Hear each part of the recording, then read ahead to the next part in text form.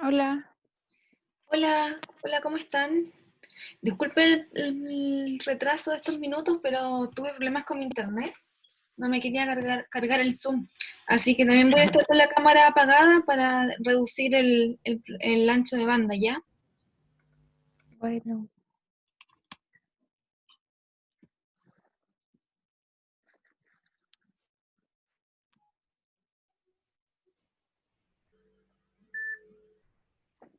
Ahí están llegando más compañeros. Eh,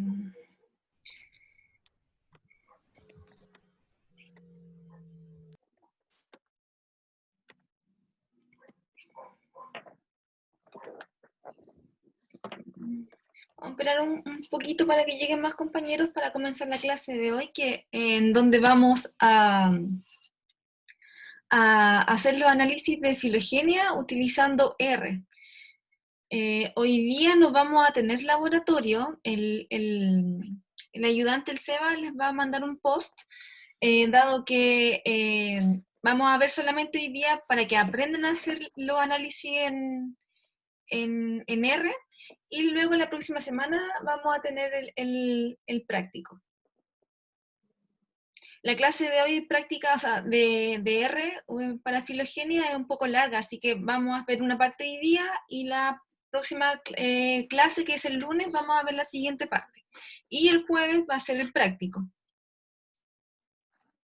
¿Ya? Para que, súper. bueno, pero de todas maneras el ayudante, el Seba, les va a escribir un resumen de todo esto. Ya creo que ahí No está. entendí, o sea, hoy no hay tarea, ¿es la No, otra semana? en la Ah, ya, semana. ya. Ya les voy a compartir pantalla para mostrarles la clase de hoy.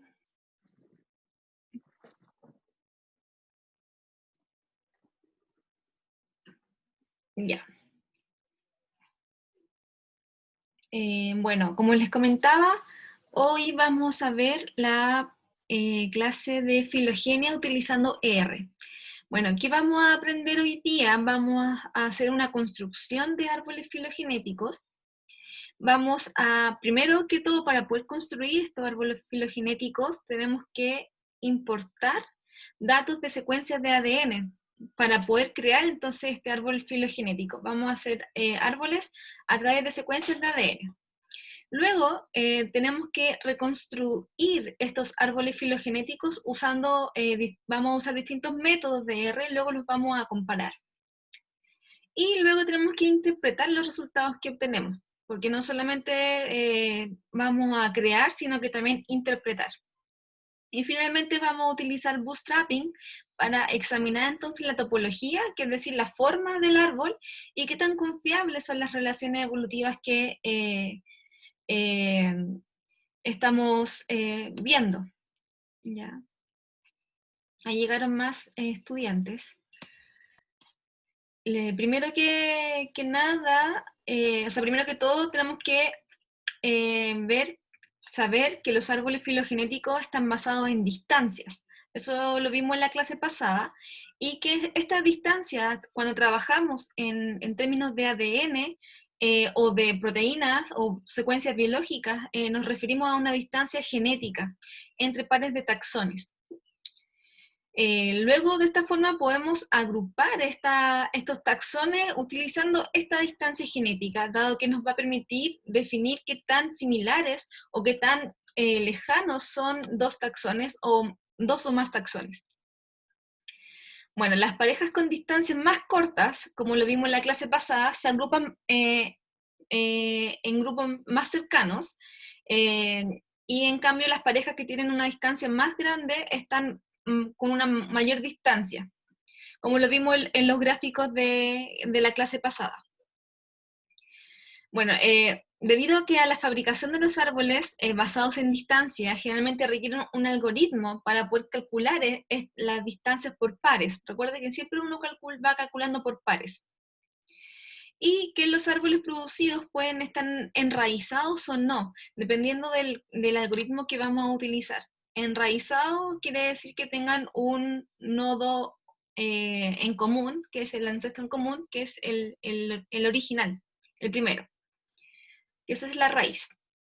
Bueno, tenemos que definir también qué ventajas tienen estos métodos con respecto a los otros métodos que vamos a ver. Y, por ejemplo, también hay que considerar cuáles son los métodos más rápidos, dado que, por ejemplo, cuando trabajamos con muchas secuencias y que estas secuencias son muy largas, también hay que considerar qué tan exhaustivo es el método y si vamos y que, por ejemplo, si utilizamos otro método que no es tan exhaustivo y obtenemos los mismos resultados, quizá nos convenga utilizar el otro método que no es tan exhaustivo.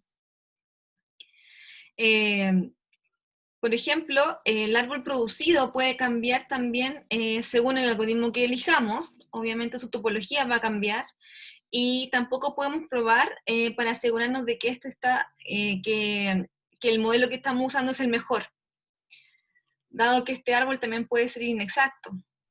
Bueno, para poder entonces llevar a cabo este workflow, que básicamente es importación de datos, reconstrucción de árboles, trazar e interpretar resultados, y luego usar el bootstrapping, tenemos que ir paso a paso. Entonces, lo primero que tenemos que hacer es obtener la secuencia. En este caso vamos a trabajar con las secuencias de ADN de la influenza estacional H3N2, es que estamos utilizando las secuencias de ADN para un conjunto de diferentes cepas de influenza, que están recolectadas entre los años 93 y 2008 en Estados Unidos. Estos datos pueden ser descargados de GenBank, que es una base de datos de secuencias biológicas, que la vamos a ver en una semana más, que es la clase de base de datos biológicas. Y bueno, y estos archivos están organizados en dos tipos: lo que contienen las secuencias de ADN y lo que contienen las secuencias de anotaciones. Las anotaciones se refiere a toda la información adicional que existe para estas secuencias, por ejemplo, los IDs, alguna otra información de cómo fue recolectada esta información.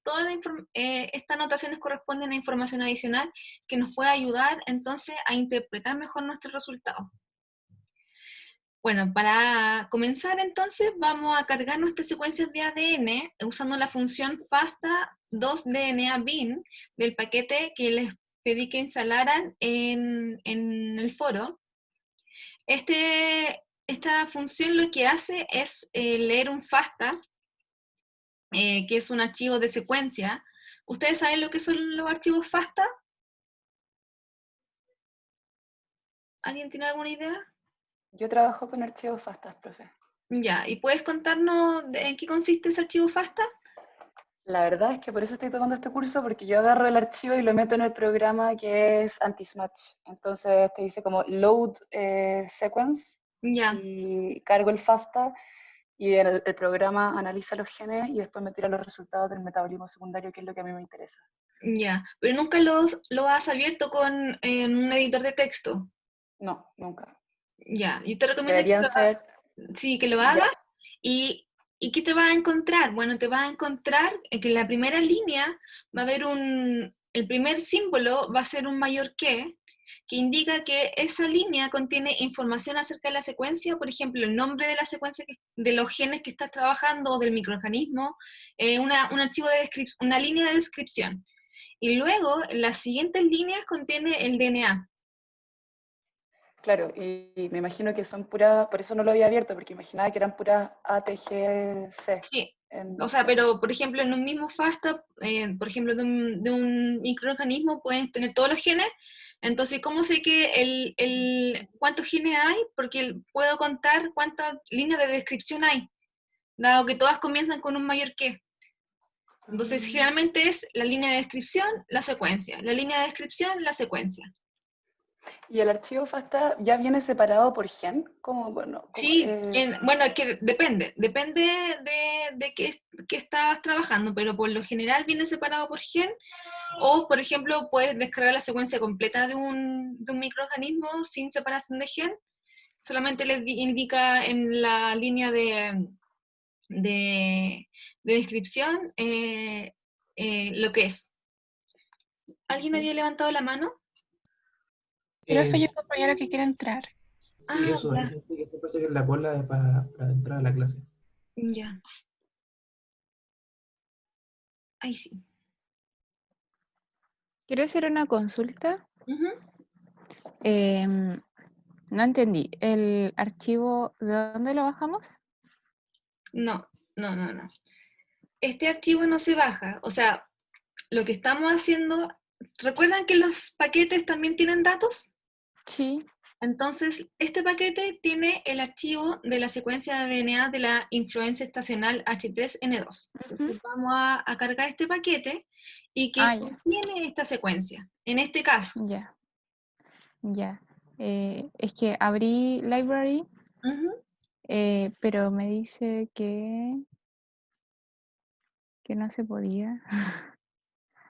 Usaste Porque me falta el paquete ADE4. ya, Eso que dice ahí. A mí me pasa lo mismo, sí. que les falta, este paquete. Sí. Claro, porque tienen que instalarlo entonces con dependencia. Tienen que instalar también ese paquete si es que no lo tienen instalado ya. O sea, ponemos install package ADE4. Sí. Ya.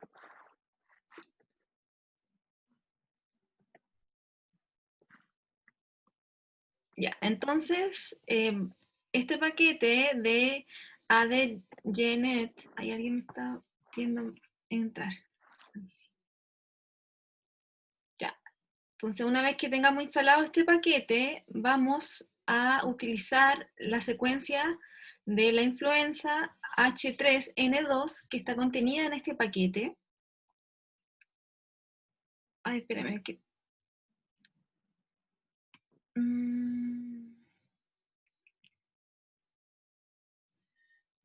ya está grabando. Ya, importante Me eso. salió un mensaje Ujú. cuando puse instalar package. Dice one or more of the package that will be updated by this installation are currently loaded. Como que ya está. Está instalado. ¿Cómo? Está instalado. Ya, se instaló solo. Pero, ¿y le pusiste install.package? Sí, Ya, sí. Con eso es suficiente. A mí, y al profe, final dice, ¿tú quieres como reinstalarlo porque ya sí? estaba instalado. A mí me pasó lo mismo y puse cancelar porque decía se le requieren como actualizaciones de este package que ya estaba instalado. Aparentemente AD4 ya estaba, pero a mí me parece, luego de todo lo que dijo la compañera, lo mismo que aparece abajo en la pantalla. No sé si te ¿Esto? pasó a ti también. Más abajo, el 2.1.3 is loaded. Sí, también. Eso. Ya, es que esto dice que es un mensaje de que ya está cargado, de que funcionó el library, que está instalado el paquete. A veces en los paquetes no solamente te pueden decir nada o te pueden decir ya súper, se cargó el paquete. Está Ya. listo. ¿Ya? Entonces, ¿qué pongo al diálogo? Sí, no, cancelar. ¿Cómo? Cancelar. Cancelar. Cancelar. Ya, gracias. Ya. Bueno, entonces de este paquete, ¿cómo cargamos la función entonces para el formato FASTA? Bueno, llamamos una función que se llama FASTA2DNABin y le damos aquí también el link para descargar el FASTA y lo guardamos en un objeto DNA. ¿Ya? Este objeto, si se dan cuenta, ya está lo que hace esta función, y me gustaría que cuando ya la utilicen, le hagan el help para saber qué es lo que hace esta función. Y me cuenten qué es lo que hace esta función. ¿Cómo ponemos el destino del archivo? ¿Cómo el destino del archivo? Eso que está en rojo. ¿Eso es como donde va a quedar o no? Sí, yo se los pongo, se los voy a poner acá en el chat de esto.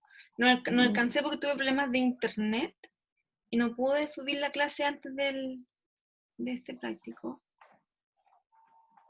Chat. ¿Pero eso lo dije bien o no? ¿Es el destino o no? Es la ruta. La ruta. Ya.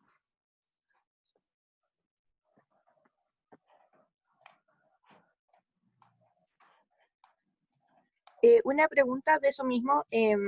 Yo lo que entiendo de eso es como que uno le da de dónde sacar el archivo que se quiere cargar, ¿o no? Sí. No la ruta como dónde va a quedar, sino que dónde No, se no, quiere no. sacar. Es donde se quiere sacar, se quiere descargar. Ok, gracias. Ya. ¿Pudieron hacer esa parte?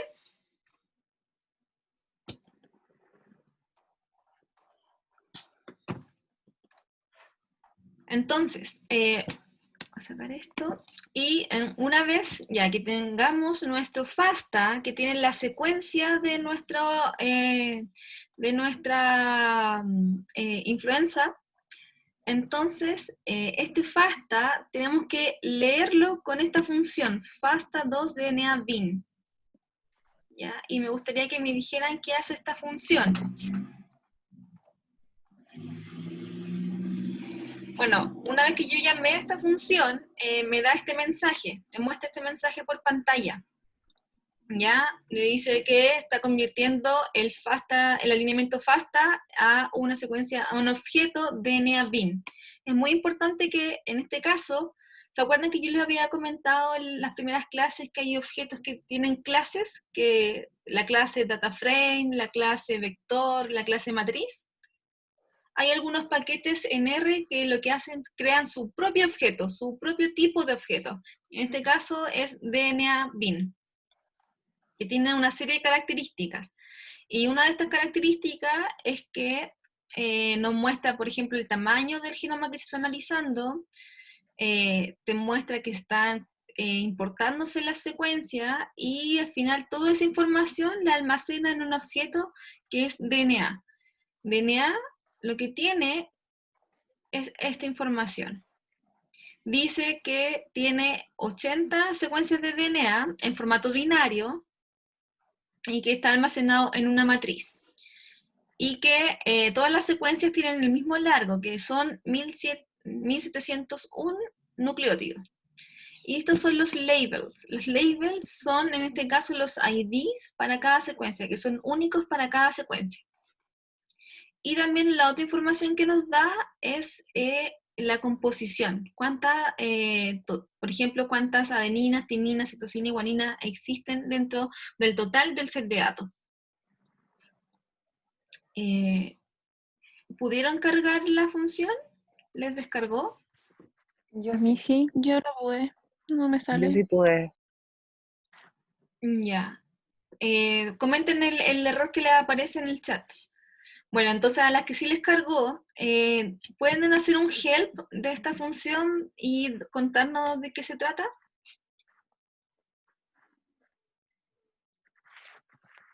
¿Qué era labels? Labels son los IDs, el identificador de cada secuencia. Es un identificador único, que es la forma que me permite yo decir que la secuencia 12 es esta secuencia porque tiene este ID. Es una forma de identificar secuencias, objetos, etc. Ay, Mm.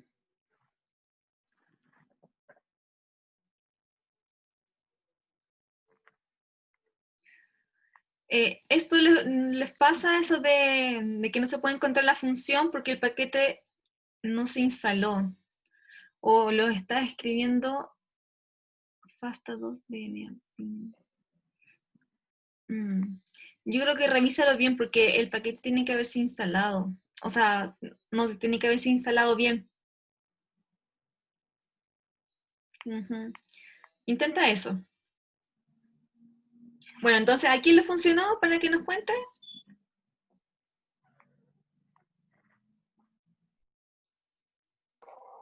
A mí me resultó, y leo el help, ¿Sí? dice, la función FASTA 2DNA-bin lee los alineamientos con el formato FASTA y las extensiones que ahí aparecen. Ujú. Y los outputs, un objeto DNA-bin que tiene un link, en el fondo para Ya. abrir, no sé si lo abro porque no sé lo que es, y dice que corresponde a la representación eficiente del DNA y el output contiene o los alineamientos completos o solamente los SNP, que no sé si son los singles. Esta implementación está diseñada para mejor eficiencia de memoria y puede leer un dataset de mayor tamaño que los APEs REDS de DNA. Súper, muy bien. Entonces, este archivo lo que hace es leer un FASTA, pero que ya está alineado. Ese es un tema bastante importante, que era lo que quería llegar también, de que un paso importante de este tipo de análisis es trabajar con datos que están alineados. ¿Recuerdan la clase pasada donde yo les mostraba que teníamos varias secuencias y estas tienen que estar alineadas por posición para poder hacer entonces las comparaciones y definir las distancias? Ese paso es esencial para poder entonces realizar este análisis, pero en este caso ya está hecho el alineamiento, así que nosotros partimos desde una secuencia ya alineada, ¿ya? Pero recuerden, siempre es muy importante partir con, ya, si uno trabaja con secuencias, ya primero la secuencia, uno tiene que alinearlas, luego de alineamiento tiene que calcular las matrices de distancia, y una vez que calcule las matrices de distancia, construyes el árbol, ¿ya? Es el flujo de trabajo que hay que hacer. Entonces, secuencias, alineamiento, matriz de distancia, y luego finalmente construcción del árbol. ¿Ya? Pero justo en este momento, porque es un poco más exhaustivo, nos vamos a saltar eso y vamos a trabajar desde ya una secuencia ya alineada. Bueno. Ya, entonces, una vez que ya guardamos nuestro DNA en formato FASTA alineado, lo guardamos en el objeto DNA, vemos, acá yo solamente escribí DNA y nos muestra este resultado, ya que tiene esta información. Recuerden, esto no es un data frame que uno le pone head y te muestra el resultado, porque no es el mismo objeto, no es un objeto data frame, ¿ya? Tiene otras cualidades. Profe, ¿esos labels son los nombres de las filas? Son los nombres de las secuencias, los identificadores. Ay, pero están ordenados, o sea, por ejemplo, una fila es una secuencia Sí, y exactamente. así. Sí. Pero son secuencias como de un gen en específico o muchos genes, o no está separado. En este caso, son secuencias para la influencia estacional H1, y que al final nos dice que tiene, no nos dice qué genes tienen, solamente nos dice que el genoma completo tiene 1700 nucleótidos y que todas las secuencias tienen el mismo largo. ¿Ya?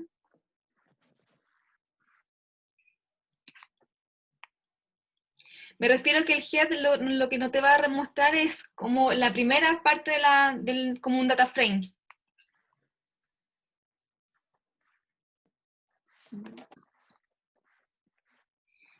Ya, a ver, una vez que tengamos esto, a ver, ¿saben qué? Voy a ir yo corriendo lo mejor en el RStudio en conjunto, para que salga mejor.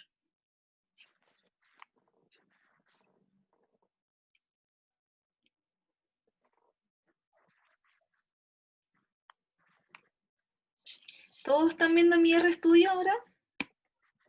Sí. Ya, súper. Esto ya lo hicimos, pero yo necesito correrlo.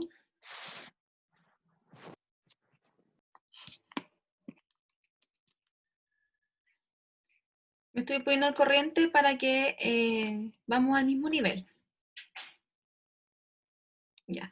Me imagino que este mensaje se lo mostraron a todos, porque cuando cargaron su library, ya, es un mensaje que nos dice que cargó bien.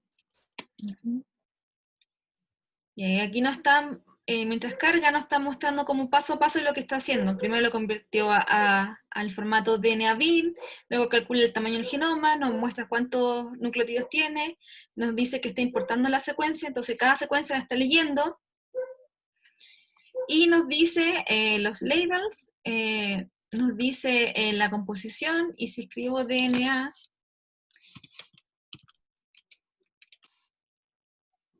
me muestra la misma información que tiene 80 DNA, o sea, 80 secuencias que están almacenadas en una matriz y que tienen estos labels. ¿Ya? ¿Habían dicho que habían hecho esto? Sí. DNA. Y muestra las primeras líneas del mismo, de esto. Las primeras líneas de este mensaje, las primeras líneas de labels y las primeras líneas de la base, de la composición de las bases. Porque el GEAD lo que hace es mostrar la primera información desde las primeras 6, de hecho, de un objeto. Las primeras 6 líneas. En cada sección. ¿Ya? Tenemos entonces nuestro objeto, y si le hacemos un class, para No saber, me parece lo mismo. ¿no? No, me parece lo mismo que si pusiera DNA. Pero dice solo, la única diferencia es que dice 6 DNA sequences. Qué raro. Y después dice que todas las secuencias tienen el mismo largo, los niveles, la composición de las bases, ACGT y el total. A mí también me parece lo mismo. ¿También? Bueno, que Sí. es súper raro. Quizás, bueno, quizás tenga que ver también con las expresiones de R que tengan, no lo sé, una vez que lo escucho. Bueno, entonces, ¿y le hicieron un class al DNA? Ya. Este sí tiene que, les va a aparecer que es una de la clase DNA bin. Es importante que el objeto haya quedado en esa clase, porque las siguientes funciones lo que hacen es tomar un objeto que tenga ese formato, y si no tiene ese formato no va a funcionar la función, va a quedar, te va a mandar un mensaje de error diciendo que el objeto de entrada para esos análisis tiene que ser un objeto DNA bits.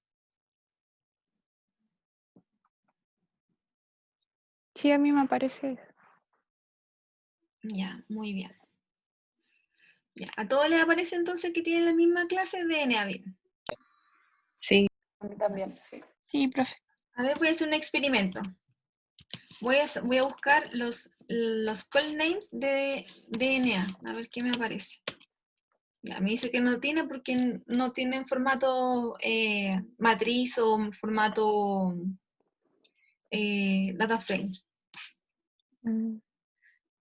Es importante también que ustedes vayan como explorando, por ejemplo, qué se puede y qué es lo que no se vaya pudiendo, porque a veces dependiendo de los formatos, algunas funciones son aplicables y otras no, en general en R, por ejemplo. ¿Ya? Bueno, entonces, ahora lo que nos queda es poder leer el archivo de anotación. Entonces, dado que este bicho evoluciona muy rápidamente en comparación con otros virus, ¿ya? Que la influenza, esto ocurre principalmente debido a mutaciones que se van acumulando en las proteínas de membrana de esta influenza, y veremos que, de hecho, esto cómo va influyendo entonces en los resultados de nuestros árboles, ¿ya? Porque la idea es que si leen un poquito más en detalle la información de las secuencias, son todas las H3N2, pero las tomaron en distintos lugares, ¿ya? Durante un tiempo, en distintos años, desde el 1993 hasta el 2008. Entonces, estas van acumulando mutaciones con el tiempo. Entonces ahí vamos a ir viendo cómo esas mutaciones van afectando entonces las relaciones entre esta misma secuencia. Bueno, entonces vamos a cargar entonces también el archivo de anotación de este bicho. Les voy a subir esto acá como un mensaje para que lo puedan hacer.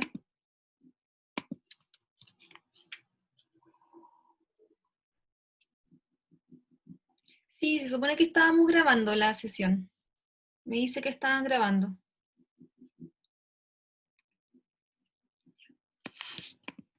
Entonces, lo que hacemos es leer, entonces, aquí, recuerden que para leer archivos, uno puede leer los archivos que están alojados en su computador, pero también pueden leer archivos que están alojados en una URL, por ejemplo. Y luego hacemos la misma asignación de siempre con la flechita y guardamos entonces esta anotación, que es la información adicional que tenemos de las secuencias, en un objeto que les vamos a llamar anot. Si nosotros hacemos esto, vamos a ver información adicional. Por ejemplo, ¿qué información adicional? Vamos a saber un ID, un identificador, un año, donde esta cepa se fue muestreada, y creo que aquí también la ubicación. La mayoría es de Nueva York. Y también el año. ¿Ya? Entonces tenemos información adicional. En algunos otros casos, para otra cepa, hay otra información adicional. Incluso también en la palabra notación, también es muy usada cuando se trabaja con genes, cuando estamos buscando las funciones de un gen. Cuando queremos saber la función de un gen, se llama anotación. También lo pueden escuchar en ese contexto. ¿Ya? Karen, Ujú. cuando es que no puedo copiar directamente desde el chat, me dice seleccionar todo. Pero entonces los abro y me lo abre en el Chrome, Ujú. pero también me dice que lo guarde. ¿Tengo que guardarlo? No, copies el link y lo pones en el read.csv. O Ah, lo ya. posteo en el foro, o como les salga mejor. Ya. Se lo voy a postear ahora en el foro. Profe, ¿Sí?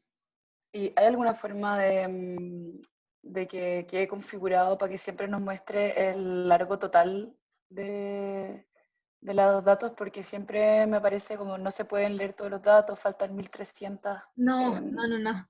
columnas. Está definido en R así porque tampoco tiene sentido, por ejemplo, si son datos muy grandes, revisarlos todos. Para eso existen otras funciones que te entregan como, por ejemplo, tú puedes hacer un gear de ANOT, y con eso ya sabes que la estructura está bien, que tiene 3 columnas y que cada uno tiene todos estos elementos. También puedes hacer un tail de ANOT y te muestra que tiene 80 elementos, por ejemplo. No es necesario que lo veas todo, por ejemplo, cuando a veces tienen archivos de 1.000.000 de líneas, no tiene mucho sentido verlas todas. No. O por ejemplo, quieres saber cuántos años están trabajando, lo puedes hacer con la función table, que también la hayamos visto, de ANOT, y le decimos qué columna queremos analizar, y en este caso nos dice que todos los años que se demostraron tienen 5 elementos. ¿Ya? Ya, perfecto. Profe, En este caso, aquí Francisco pregunta por el row names. En este caso, el row names es el índice, es el número de filas que tiene este data frame. Porque si anot sí es un data frame. Veámoslo. Le hacemos un class, hacemos anot, y dice que es objeto data frames. Y si le preguntamos por los row names, me va a mostrar los índices, que son las posiciones de anot. Ya, del 1 al 80. Y si hacemos un call names, ya nos muestran las 3 columnas que tenemos. ¿Alguien había hecho una pregunta?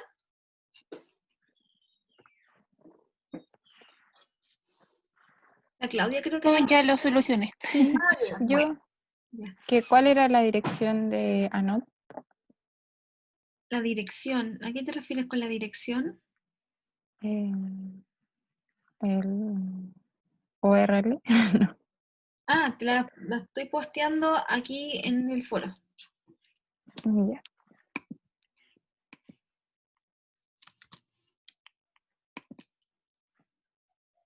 Voy a poner todo el comando mejor, que les quede más cómodo.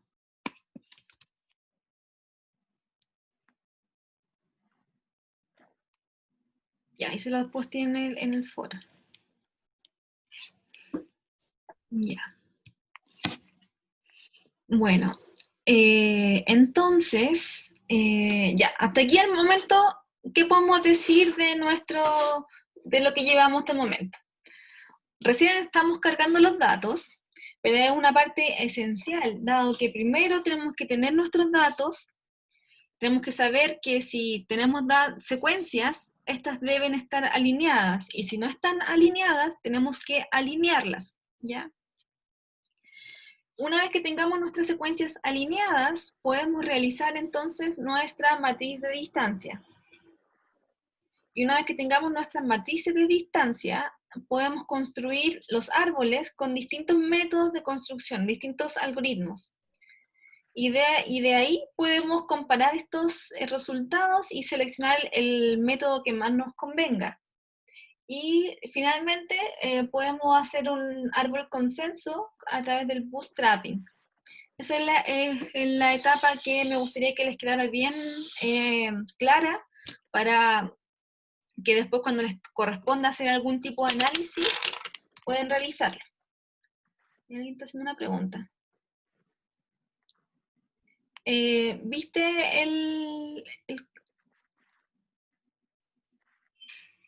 pero copiaste, Claudia, todo el comando con el read.csv?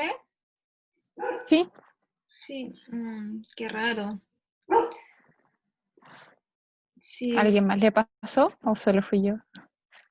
quizás puede haber sido que se te cayó el internet por algún microsegundo A y mí también me pasa lo mismo. ¿les pasó lo mismo? Sí. Qué raro. Yo copié lo que puso la profe como en el... Literalmente copié todo el link Ujú. y me salió bien. Entonces quizá el link está mal puesto. Mm, Yo igual lo copié y me funciona. ¿Te funciona? A A mí mí también igual, me lo que yo funciona. hice es que no tengo Zoom en el computador, o sea, lo estoy ocupando en el teléfono, pero copié letra por letra en el computador y me funcionó. ¿Te funcionó? Yo Mm. creo que puede ser internet. Puede ser. Porque ocupa una función que ya todos hemos usado bien en R y que debería funcionar bien, que es read CSV, y lo otro sería el link. El link que quizás no te está funcionando, o quizás no te está funcionando el internet regularmente, ¿puede ser eso? No lo sé. Te Ah, recomiendo que lo puedas seguir intentando. ya. Es que parece que falta un... ¿o no? Un cierre de... ¿El cierre de paréntesis va al final Igual lo que o subió la va profe tiene después? punto, punto, punto. Como puntitos. Ah, es que yo copié todo y lo toma como un link. Ah, Sí, lo toma como un ya, link. Entonces, abres el link y cópialo ahí. ya. Sí, estas cosas las reconoce como un link. Profe, yo cuando abro el link se descarga un Excel. Archivo. Sí, y se cierra el link, así que no puedo copiarlo Pero te directamente. descarga el archivo que trabajamos. Sí, Entonces, en vez de ponerle esa ruta, ponerle la ruta de donde quedó alojado en tu computador. ok. Ya. Sí. Ambas funciones te van a llegar al mismo resultado. Ya la veo, ya. Bueno, esos son los problemas de tener clases por Zoom. Pero nada, ¿a todo el día les funcionó o no? ¿Están con problemas todavía? Pucha, yo todavía no lo puedo instalar. No te deja instalarlo. Pero, ¿y qué mensaje te aparece? Me sale que me faltan varias ¿Paquete? cosas, estoy como instalando esa, pero no paquetes de R. Ya, ya veo. Ya. Igual yo creo que lo voy a tener que resolver después. Sí, sí, es que a veces cuando uno está recién comenzando en R, por ejemplo en mi caso, yo ya tengo muchos paquetes instalados porque he hecho varias cosas, entonces he necesitado instalar cosas y ya tengo una acumulación de paquetes ya instalada. Pero cuando ustedes están recién comenzando con R, a veces te pide paquetes eh, que por lo general uno ya tiene instalado. Exacto, bueno, sí, también eso es lo que te dice la compañera Claudia, es verdad. Por ejemplo, si tomas tu error que te aparece y lo posteas en No, Google. no, sí, eso hice. Es que me faltan cosas como en el computador más que en R. Mm, Ah, ya, Entonces, como que paso a mayores y ahí estoy pegada. ya veo.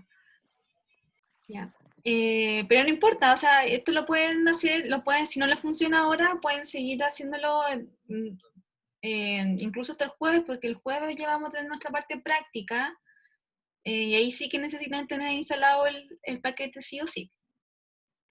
Pero pueden subir la que es como pauta que usamos para trabajar o el video para poder ir haciendo después lo que no alcanza a hacer No, sí, ahora. esto lo voy a subir, solo que no alcancé a subirlo antes de la Ah, ya. clase, porque tuve Ujú. algunos conflictos con mi internet, pero se los voy a subir apenas termine esta clase para que lo vayan leyendo y lo vayan asimilando un poco más también, porque también me imagino que no es fácil toda esta información que les llegue de una. Eh, ya, entonces, bueno, como decía aquí la compañera, por ejemplo, a veces a mí también me pasa que me aparecen errores y no sé cómo resolverlos, lo busco en internet, en Google, y me aparece en una lista de foros y cosas, y ahí uno tiene que ir viendo cuál es la respuesta que más te acomoda y probando cosas. Por ejemplo, Claudia, si tú tuvieras, ya, por ejemplo, lo descargaste desde tu carpeta, puedes hacer esto. Por ejemplo, bueno, lo primero que tienes que hacer para saber dónde quedó realmente, si es que no lo sabes, puedes hacer, primero saber dónde está tu, tu sesión de R, dónde está.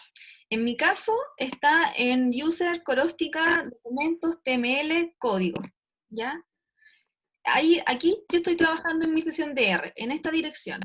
Entonces, para poder llegar, por ejemplo, a descargas, lo que tengo que hacer es retroceder de code a TML y luego a documentos. Y documento está en el mismo nivel que descargas. Por lo tanto, ¿cómo retrocedo? Puedo hacer esto. Bueno, como aquí también la otra compañera te recomienda otra función para encontrar tus archivos. Y acá con el tab yo puedo saber y aquí puedo encontrar que está en descargas, y aquí en descargas puedo seleccionar cualquier archivo, por ejemplo, uno que sea en TXT, no tengo ninguno, pero... Y aquí puedes seleccionar, por ejemplo, el archivo que quieres leer. ¿Mm? O, por ejemplo, lo que te dice tu compañera, también está esa función file.choose, que lo que hace es buscarte el archivo y te arroja la dirección donde está ubicado y lo pones. Pero por general tienes que saber dónde está, por ejemplo, tu sesión de R y dónde está tu archivo y se la das acá. Ya. Esa es una forma. Entonces, ¿Necesariamente los archivos que yo guardo de R tienen que estar donde está R? no, por ¿No? ejemplo, Ah, ya. acá mis archivos los tengo en carpetas las que yo decida. Por ejemplo, generalmente lo que yo les recomiendo es tener siempre 3 carpetas.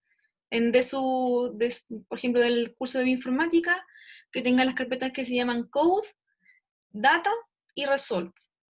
Entonces, donde está code, tengo todos mis códigos, donde está data, están todos mis datos, todo lo que yo voy a utilizar como input, y en result tengo todos los resultados de mi análisis. Entonces, sí lo tengo bastante ordenado, y por lo generalmente sé que ya retrocediendo a la carpeta de results, tengo mis archivos de resultados. O yendo a mi carpeta de datas, están los datos que voy a utilizar. Se puede elegir la carpeta donde tú quieras poner tu archivo. Por ejemplo, el de análisis, el de resultados, etc. ¿Cómo elijo la carpeta donde se instalan los paquetes? Los tengo todos en la carpeta de archivos temporales y yo borro esa carpeta regularmente. O sea, no la carpeta, pero los archivos adentro. Ahí te recomiendo que busques en Google cómo cambiar la ruta de los archivos en R. Ahí no me sé el comando cómo hacerlo, pero yo creo que en Google debe aparecerte esa respuesta. O en Stack Overflow también. Ya.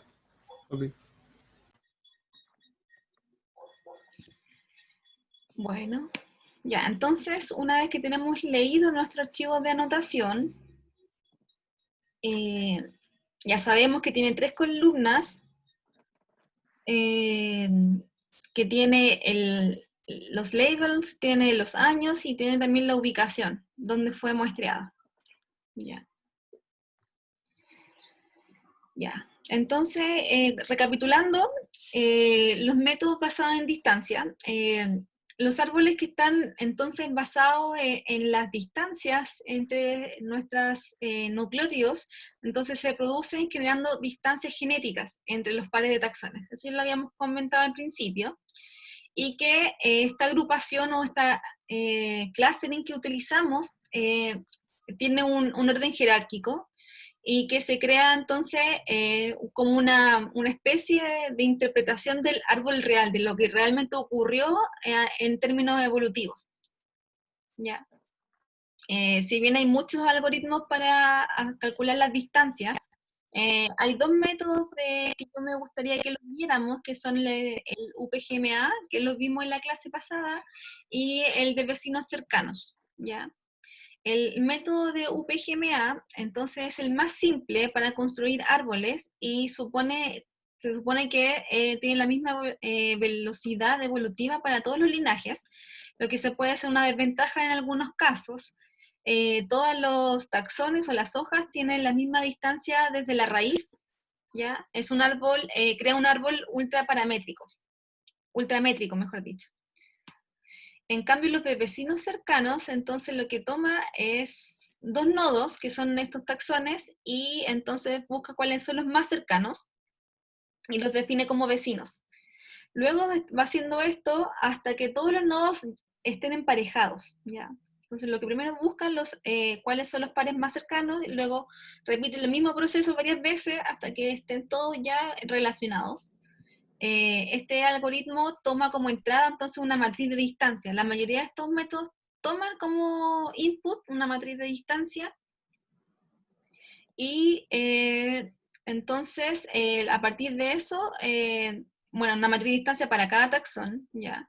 Y luego entonces el algoritmo comienza a crear un árbol inicialmente sin resolver y luego con varias iteraciones va resolviendo esta topología y luego entonces crea un árbol completo tras varias iteraciones. ¿Ya? Y bueno, y se completa el proceso hasta que todas las longitudes de las ramas están definidas. ¿Ya? Bueno, hay 3 pasos básicos para estimar o obtener la filogenia basada en las distancias. Primero, tenemos que encontrar las distancias genéticas para pares de individuos, o taxones en este caso. Luego tenemos que hacer el árbol utilizando estas distancias, y luego tenemos que estimar la relevancia del árbol, o más que nada interpretar el resultado, si realmente nos parece bien lo que obtuvimos. ¿Ya? Entonces, el primer paso, vamos a llamar a la función dis.dna. Esta función lo que hace es calcular las distancias, ¿ya? De nuestro objeto DNA, ¿ya? Ahí me gustaría que alguien me dijera a qué se refiere con el modelo. ¿Cómo pueden saber qué significa este parámetro del modelo en esta función? ¿O lo pueden postear en el chat? o me lo dicen en voz alta? ¿Cómo lo ven? ¿Cómo pueden saber esa información?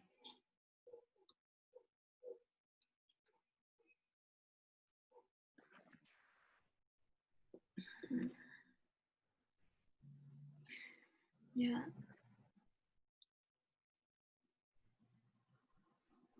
Ya. Ya.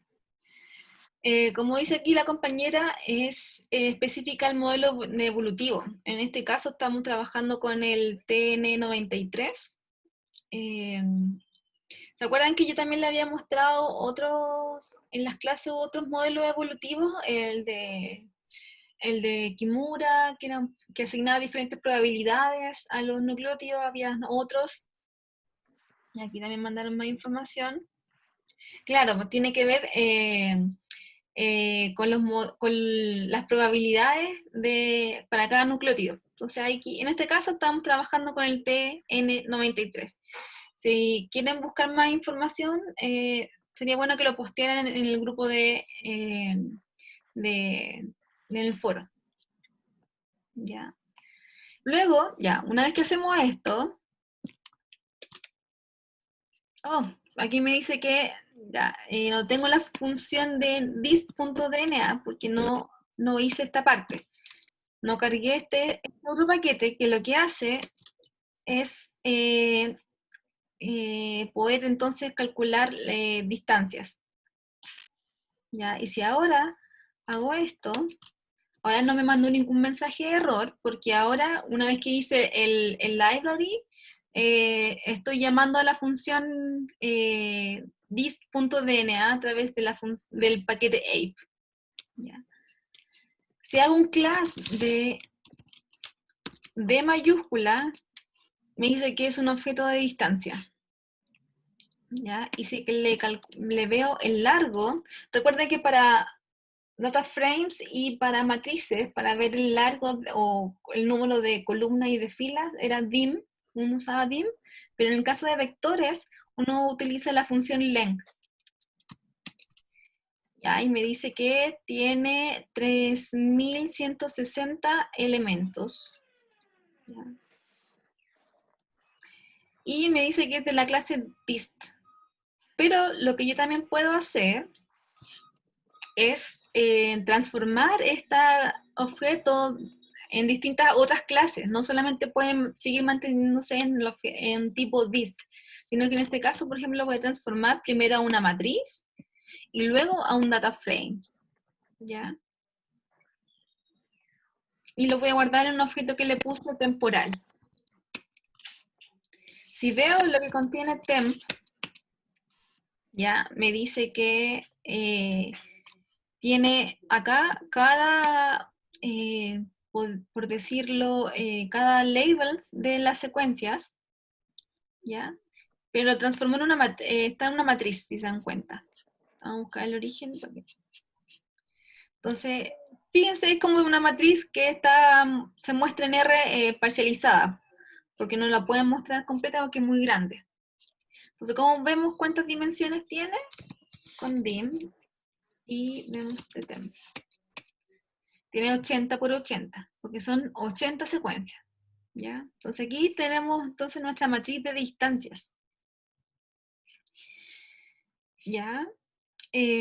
Antes que hicieras eso de convertirlo en una matriz, ¿Sí? ¿sí? Yo apreté cuando asignaste a la letra D. ¿Sí? Eso, el modelo TN93, ¿de dónde vino? Ese, bueno, me imagino que debe ser uno de los que te permite, venía por defecto, TN93. Si, no sé si, a ver, déjame ver esto. Para mostrarles. Es un ejemplo. En este caso, elegí trabajar con ese, pero ustedes pueden trabajar con el que quisieran. Y si hacen el help, como les dije, para ver a qué corresponde, bueno, aquí te dan una descripción de qué se trata esta función. te dice cuáles son sus parámetros. Entonces, recibe un objeto, le damos que indicar qué modelo vamos a trabajar, y también te pide también otras variables, que en este caso no estamos utilizando lo que dicen por defecto. Y acá en el modelo, entonces uno puede elegir el modelo de evolución que uno puede asumir.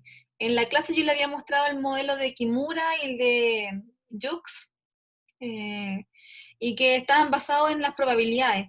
El de Jukes lo que hacía era asignarle a todos la misma probabilidad de ocurrir, a todos los nucleótidos. En cambio el de Kimura le asignaba distintas probabilidades. También te puede servir la función view para verlo completo, y de hecho te lo muestra como una tabla en RStudio. ¿Ya? Bueno, entonces eso tiene que ver con el modelo evolutivo que uno puede elegir. En este caso elegimos el TN93, pero uno puede elegir otros modelos evolutivos. ¿Ya? Ya estamos en la hora. Bueno, esto fue la primera parte de la clase. El lunes vamos a continuar con la siguiente, donde vamos realmente a construir nuestro árbol, porque hasta el momento lo que hicimos fue obtener la matriz de distancia. ¿Ya? Hicimos varias cosas. Vimos los datos de qué se tratan cada uno. Vimos también que es necesario contar con los datos de secuencia que están en el formato FASTA, y que estén alineados, y si no están alineados, uno tiene que alinearlos, y una vez que estén alineados, uno puede calcular la matriz de distancia. ¿Ya? Y aquí recuerden que aquí tenemos una matriz de 80 por 80, porque eran 80 secuencias que estamos analizando. Y una vez que tengamos entonces nuestra matriz de distancia, podemos construir nuestros árboles con distintos modelos, ¿ya? Y luego los vamos a comparar, y vamos a hacer finalmente el bootstrapping, que eso es lo que nos queda para la clase del lunes.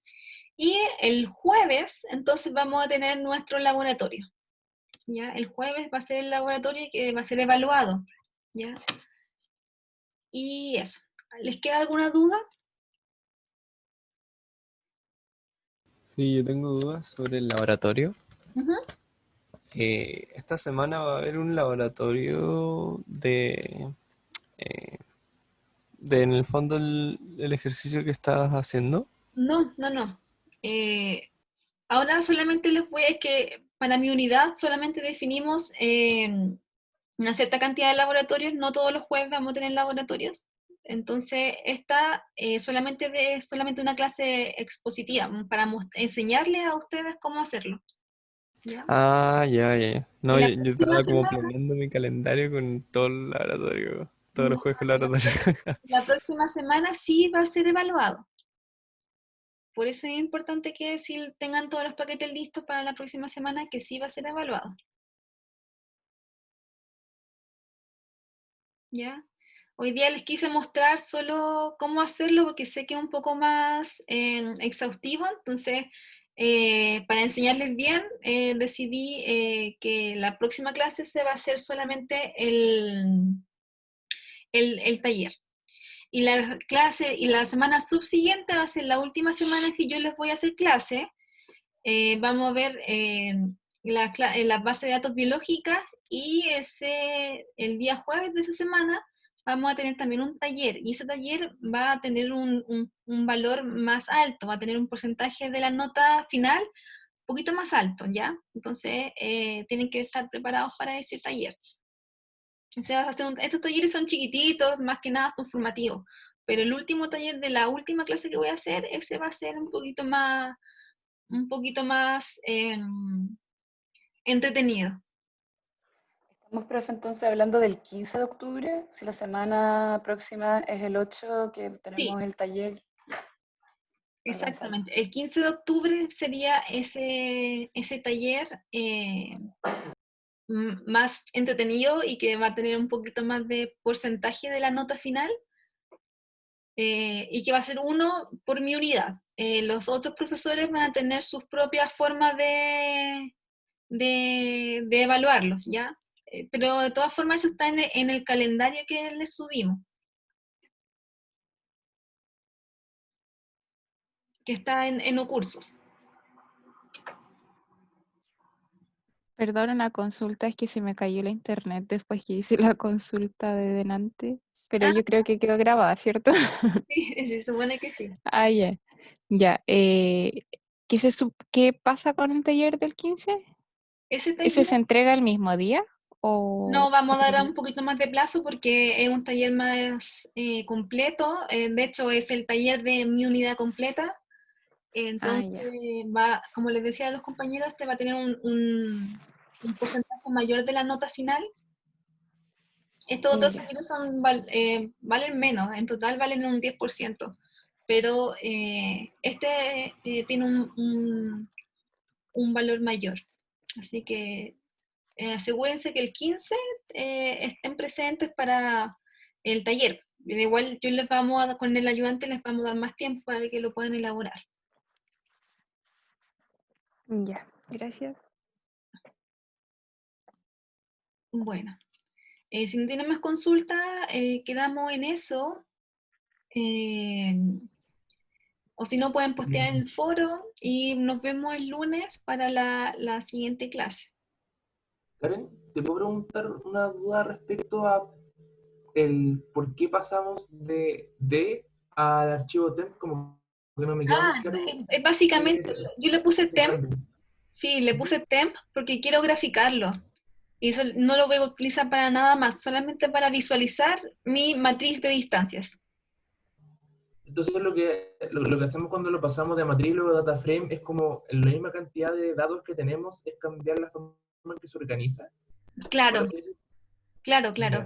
Ya. Más que nada es porque quiero graficarlos, pero eso lo vamos a graficar en un rato más.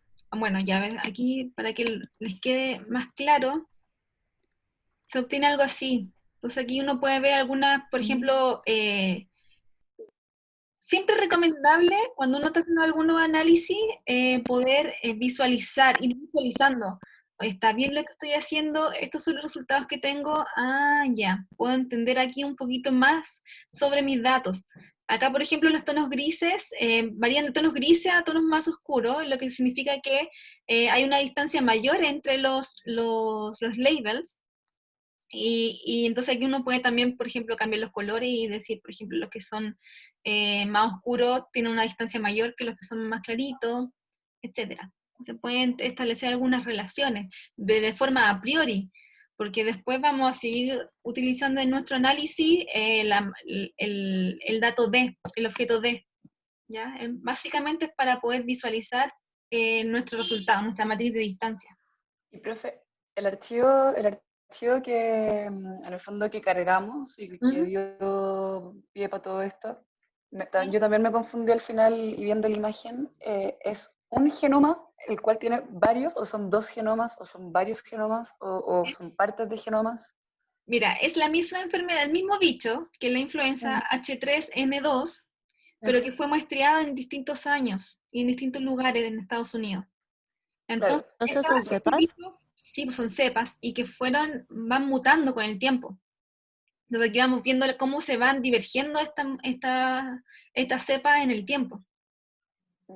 Y cuando decimos, o sea, en el fondo tenemos las mismas cepas en el eje X y en el eje Y de ese resultado visual que se ve de esa imagen, y vamos comparando, por eso decimos que se compara de pares uno con uno, y ese es el resultado que arroja un color dependiendo de la distancia que tiene cada cepa con la otra. Exacto. Ya. Exacto.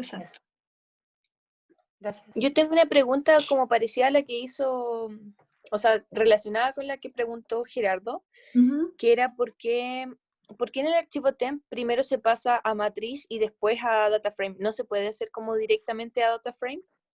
Creo que depende de qué objeto acepte esta función. Ya, pero por ejemplo no puedo poner as data frame de... Pruébalo. Lo que yo creo es que primero tiene que pasar a matriz y luego a data frames. Ok. Voy a probar. Gracias. Bueno, entonces quedamos en eso. Continuamos la próxima clase. Yo les voy a subir ahora el material para que lo puedan revisar con más detalle y con más calma. Y que tengan un buen fin de semana. Igualmente, profe. Chao, profe. Igualmente. Gracias. Chao a todos. Chao, profe. Adiós. Y no se puede pasar la clase dist a DataFrame, solo para mencionar. No, primero Gracias. a matriz y luego a DataFrame. Claro. Ya. Bueno, que estén muy bien. Gracias. Adiós. Igual, chao.